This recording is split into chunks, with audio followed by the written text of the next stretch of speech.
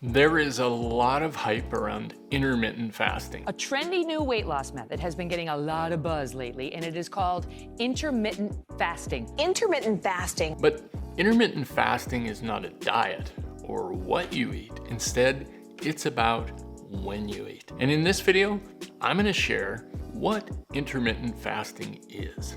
What are the different ways of doing intermittent fasting? What are the different schedules available? With all these different schedules, what really are the benefits of doing intermittent fasting? So let's jump into it. What is intermittent fasting? Well, in simple words, intermittent fasting is time-restricted eating. You have an eating window and a fasting window. Now, intermittent fasting doesn't mean you can eat whatever you want. And although it doesn't focus on specific foods, you can't start consuming unlimited amounts of unhealthy or processed foods during your eating window. Remember, it's important to still prioritize balanced meals and look at good nutrients for overall health. So let's explore the different methods or schedules of intermittent fasting. First, let's look at 16-8. This is one of the most popular and common approaches to intermittent fasting.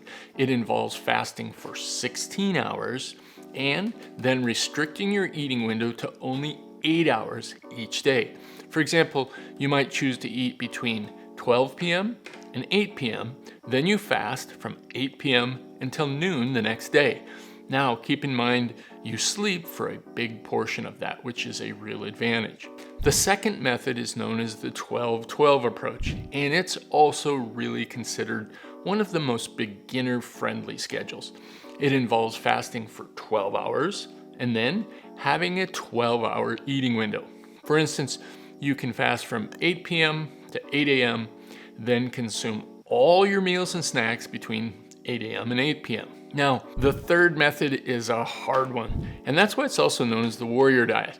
It involves fasting for a much more extended time period, 20 hours, and has a short 4-hour eating window.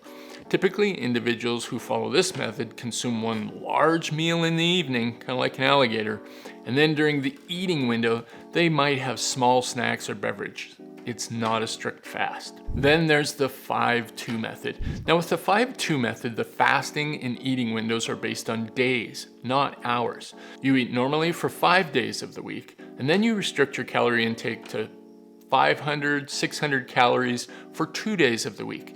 And you try and make those 2 days non-consecutive, so they're not in a row. Now on fasting days, again, because you have very few calories, it's important to choose nutrient, dense, and appropriate foods to ensure you're meeting your nutritional needs.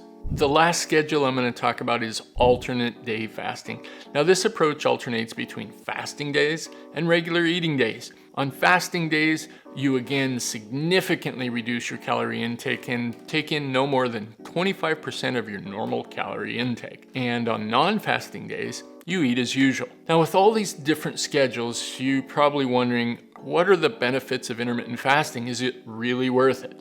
Well, let's go through those. First of all, intermittent fasting is really good for weight loss and improved body composition. You can say goodbye to strict calorie counting for weight loss. Intermittent fasting naturally reduces your calorie intake and it boosts your fat burning. Now keep in mind, intermittent fasting is not suitable for everyone. If you have a history of certain blood sugar control issues like diabetes, or history of eating issues, or other medical conditions, you want to talk to a healthcare provider before you start intermittent fasting. Next, intermittent fasting is really good for enhancing insulin sensitivity and helping with blood sugar control. No more blood sugar roller coasters. Because intermittent fasting will improve insulin resistance, it can lower the risk of type 2 diabetes, and it can give your overall metabolic health a big boost. And in fact, despite the absence of food, many individuals report significantly increased energy levels when they're in their fasting time periods. Next, intermittent fasting is really good for cellular repair and autophagy. Have you ever heard of autophagy? Well, it's like a cleanse of your cells.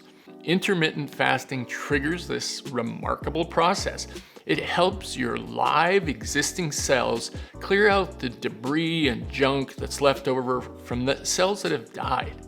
And through autophagy, your body helps recycle, reuse components from old cells and degraded cellular material to generate new molecules and energy sources.